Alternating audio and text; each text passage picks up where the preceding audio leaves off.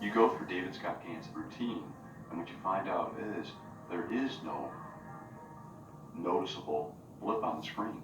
He was acting the way that you would expect any normal person who should have returned home the following day to act. He went out to dinner with his wife. He helped put the groceries away. He had made his dental appointment. He had been living life just as he had lived it every other day prior to this crime. So there was nothing immediate that jumped out that said, here's the indicator. This is going to tell us why he did it, who he did it with, and where he's gone to. It just wasn't there.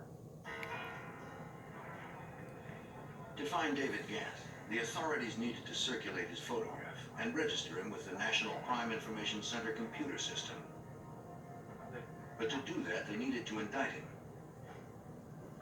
United States Attorney Mark Calloway prosecuted the case.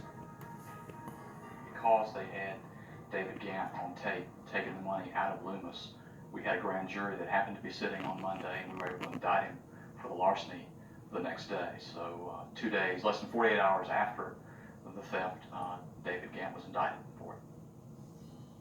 On the Monday following the theft, the media learned of the story. The FBI launched a nationwide manhunt as part of the investigation they were now calling Operation Charlotte. The Bureau now had a catchy name for the investigation, but they still had no idea where David Gant and the missing $17 million had gone. Agents secured the airports and bus stations. They circulated photos of David Gant and asked anyone who saw him to contact the authorities immediately.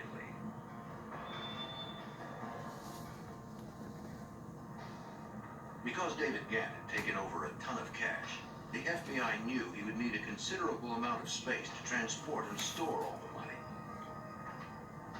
They checked the rental car and truck agencies in town to see if anyone fitting Gant's description might have rented a truck.